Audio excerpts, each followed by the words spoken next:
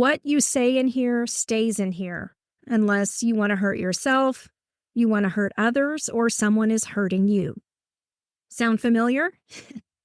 I know it does. If you've said that line to students, you are not alone, because most of us were trained to say it.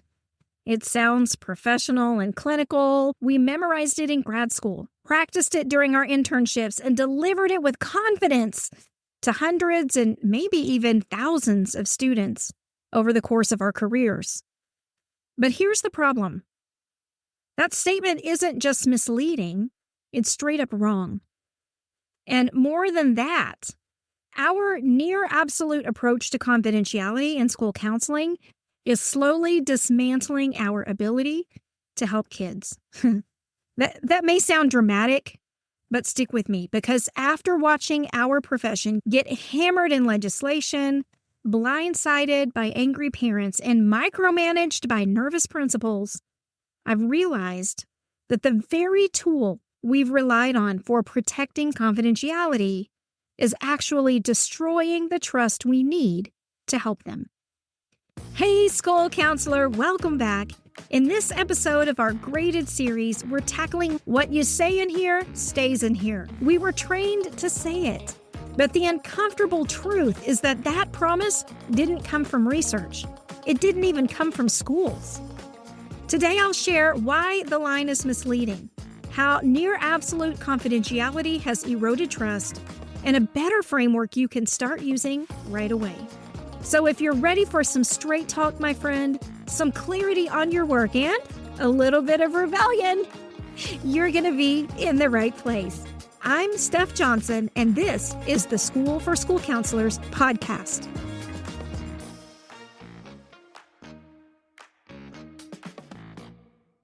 So how did we get here? How did a profession that's dedicated to helping kids end up with a core practice that actually works against us? For most of us, it started in grad school, when they handed us these little sound bites about confidentiality. They sounded clinical and professional and trustworthy, and man, they were easy to memorize, right? Catchy. What you say in here stays in here, unless. That just became our go-to script. And it didn't help when teachers pay teachers came onto the scene and suddenly everybody had a way to distribute these statements in cute little pictorial form, little signs to put in your office with bumblebees or flags or whatever it was. But these confidentiality statements weren't designed for schools. They were borrowed from clinical counseling, where confidentiality really can be nearly absolute. Think about it this way. In private practice, when a teenager walks in for therapy, their parents have already signed informed consent documents. And those documents spell out exactly what confidentiality means and where the limits are. Everyone in the game knows the rules from day one. That model works beautifully in clinical settings. But in schools, we have very few of those ground rules. There's no signed consent, no agreements, no formal sit down with the parents. And yet, we've carried this private practice playbook into our school counseling offices and wondered why it started blowing up in our faces. Most school counselors don't stop to think about the fact that we never actually obtain informed consent for counseling services. In schools, we operate under something called implied consent. It's the assumption that because students are enrolled, they can access counseling services. But in that scenario, neither students nor parents actually understand what they're agreeing to. That's where assent comes in. And we have to gain that assent in developmentally appropriate ways. But if I'm being honest, based on the conversations that I've had with hundreds of school counselors, we rarely gain assent clearly. And then to complicate things even more, somewhere along the way, we were sold this idea that shielding kids from their parents was the ultimate form of advocacy. That if a child came to you with depression or substance abuse, sexuality questions, or family conflict, your job was to be the shield. Sometimes there's truth in that line of thinking. There are families where disclosure could cause harm. But over time, those exceptions became the rule. And we started approaching every parent with suspicion. And that's where the real trouble began. So, real world. What happens when we keep leaning into this idea of confidentiality at all costs? Let's walk through the fallout because it is hitting us literally on every level. First, let's talk about parents. For years, we've been told that kids come to us because their parents can't or won't do their jobs. But for most families, that narrative just doesn't match reality. Most parents do care. Most parents want to help. And when they're cut out of the things that are going on, it doesn't feel protective. To them, it feels like betrayal. And then we've gone and made it worse. Because in our professional culture, in school counseling culture, the stories that go viral are always the horror stories. The parents who explode in the office or shame their kids or just don't get it. Even the parents that threaten their children upon disclosure. Those stories get repeated and they get amplified until they start to feel like they're the norm. And what rarely gets shared are the hundreds and hundreds of collaborative wins. Parents who came in, got the information, and actually helped to turn things around. But because of the proliferation of the bad stories, we started to believe that parents were the enemy. And to be real about it, the parents feel it. Then there are the students. They hear us say, what you say in here stays in here. And they believe it until the moment we have to break that promise. And when that happens, they feel completely blindsided. They feel betrayed. And then word starts spreading fast. Don't tell the counselor, they'll just tell your parents. Some students also discover that how they share information shapes what happens next. They learned that framing situations as something bigger or scarier can lead to more one-on-one time or relief from being in class, sometimes special privileges. And they're not doing it necessarily for manipulation. It's just how the system is set up. But when confidentiality is treated as absolute, it can reinforce these unhealthy cycles instead of connecting kids to the deeper, long-term supports that they actually need. When we've talked about parents and students, let's shift to our administrators. Because when parents complain, and they will, that complaint lands on the principal's desk. And your administrator isn't going to evaluate your decisions through the lens of the ASCA Code of Ethics. They're going to evaluate it through the lens of optics. Are parents angry? Are calls going to the superintendent? Is this going to turn into a headline? So when they hear that you've been, quote, keeping secrets, they don't see an ethical counselor. They see a liability. And their responses are pretty predictable. Typically, we see more rules come into place, more oversight, more micromanagement of the school counselor, and suddenly your professional discretion shrinks.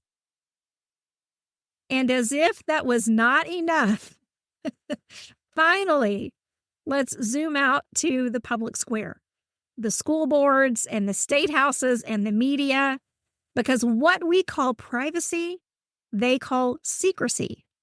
And secrecy plays terribly with the public. This is not new. In the 90s, the big thing was pregnancy. In the 2000s, it was drugs and alcohol. And parents argued, if my kid is drinking or pregnant, I deserve to know. That storyline hasn't changed. What we frame as protection, the public frames as secrecy. And secrecy, especially when it involves children, has never played well. Let's be honest, in the broader cultural climate right now, it makes things even worse. Stories of child exploitation, from Epstein to online trafficking scares, those have all heightened suspicion of any adult who appears to be keeping things hidden.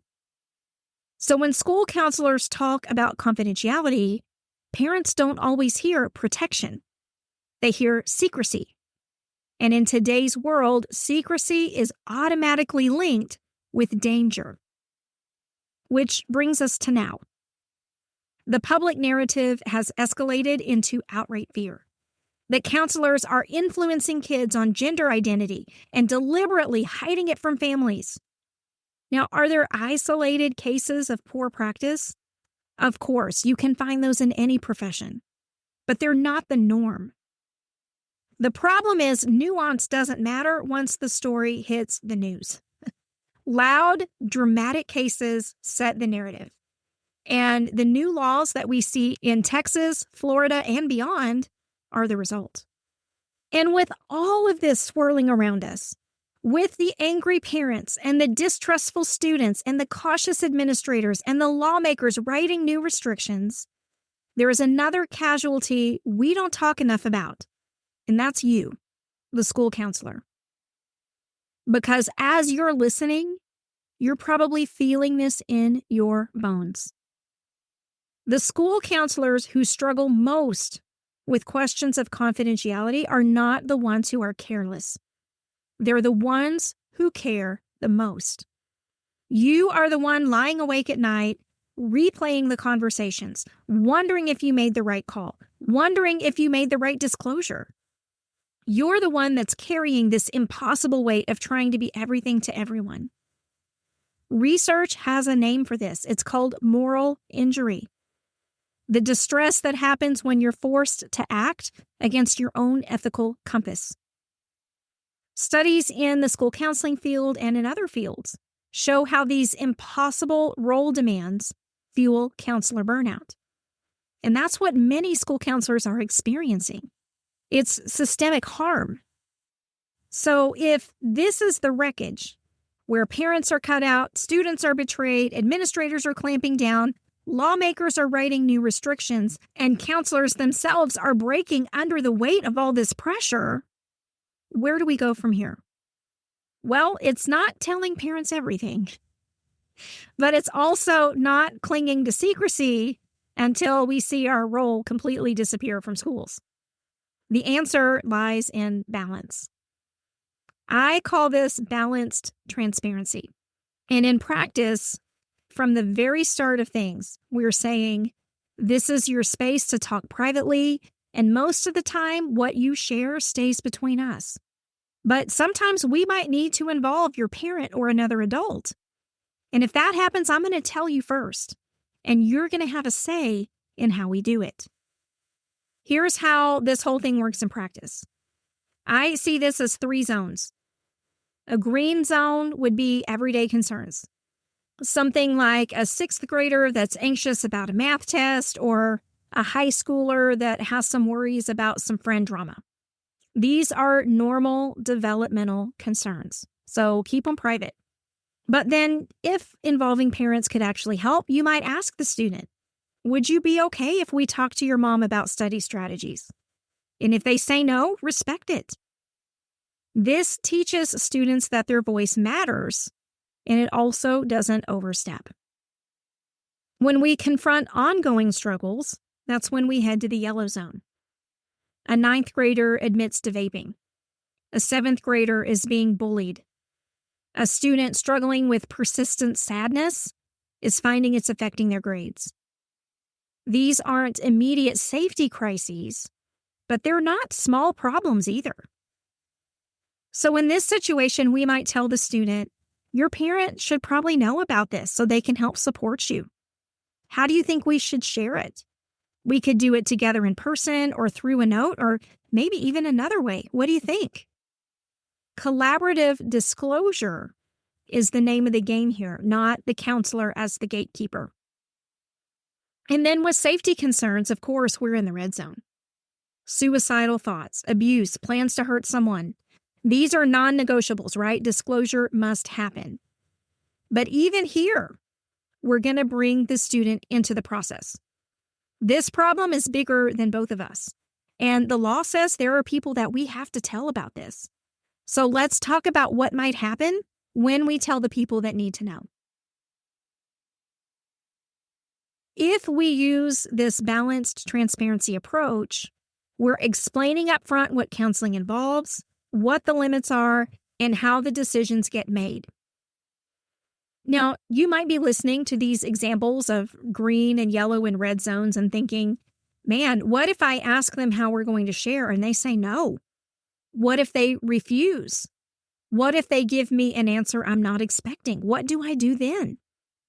This is critical and it's important to think about because you have to realize that although it feels immediate, you often do not have to make these decisions by yourself.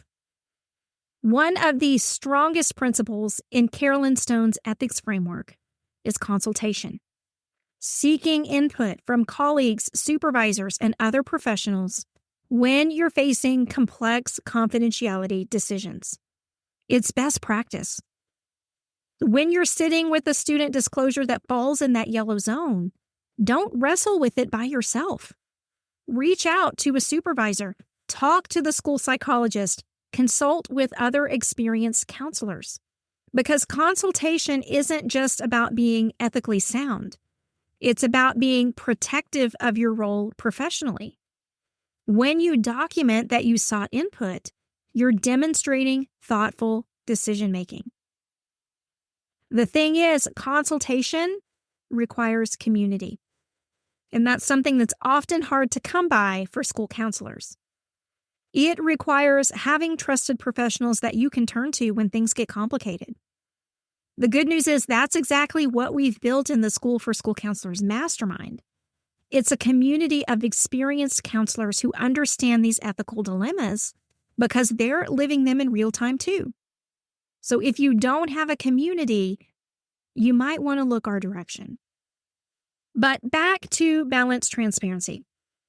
Let's share what a success story might look like in that framework. A 10th grader discloses that she's been cutting. Instead of promising to keep it private, the school counselor says, hey, your parents probably need to know so they can get you the help that I just can't give you at school. How would you like to tell them about it? Should I be there with you, or would you prefer to tell them on your own first? So the student chooses to have the school counselor there. And yes, there were tears and there were oogie feelings, but 3 months later, the student was in weekly therapy. Her parents had learned how to better support her, and she comes back and tells her counselor, I am so glad we did not keep this secret. That's what balanced transparency can make possible. So, confidentiality. This is the graded series, so we need to grade this. Confidentiality as a concept, I'm going to give an A+. It's essential. It's backed by research, and it's foundational to the school counseling profession. But the way we've been implementing it in schools, that is a big fat C-. Yes, you heard me right. We get a C- in implementing confidentiality. Not because we're bad at it, but because we've borrowed the wrong model. We've tried to force that wrong model into schools, and we've accidentally created distrust in the process. The good news is that the grade doesn't have to stay a C-, right? We can always grow and improve. Once we know better, we can do better. And with balanced transparency, we can all work together to raise the grade. Now, before we go, I do want to address a concern that might be sitting like an elephant in the room. You may be thinking, what if students stop coming to me? But to be honest, students don't come to school counselors just because of absolute confidentiality. They come because you listen without judgment, because you help them solve their problems, because you make them feel less alone. And those qualities only get stronger when you're working through balanced transparency. Here are some things that you can start doing this week. First, if you have one of those horrible, what you say in here stays in here signs in your office, destroy it. It is the delight of my life when people send me videos, this is true, this really happens. When people send me videos and pictures of them destroying their confidentiality signs. I love it so much because they're just so untrue. Second, reconsider your spoken confidentiality statement. Use the language that I shared. This is your space to talk privately, and most of the time, what you share is going to stay between us. But sometimes we may need to involve your parent or another adult. And if that happens, I'll tell you first, and then you'll have a voice in how we do it. Third, practice this with a colleague. Get comfortable with the language and with the explanation before you try to use it with students.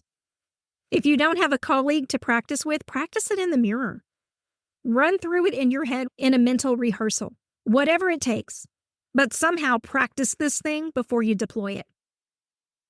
And last, this is going to be crucial.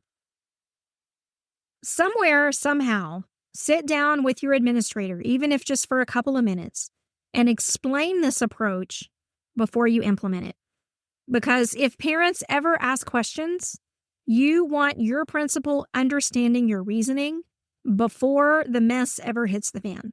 And that's a good rule of thumb for anything. The bottom line, my friend, is that we didn't get in this profession to keep secrets. If we did, this should be a whole other conversation. We got into school counseling to help kids. And sometimes helping kids means involving the adults that love them the most. So if you are all wrapped up in this idea that being a so-called good counselor is about keeping secrets, I think it's time for a reframe. Maybe being a good school counselor is about being brave enough to involve the right people at the right time, skilled enough to make parents partners rather than adversaries, and wise enough to know when problems are bigger than what any one person can handle alone. So I'll leave you with this. Are you promising secrecy, or are you building trust through measured transparency? Our profession is too important to kids to let secrecy destroy it. I'll be back soon with another episode of the School for School Counselors podcast. In the meantime, I hope you have the best week. Take care.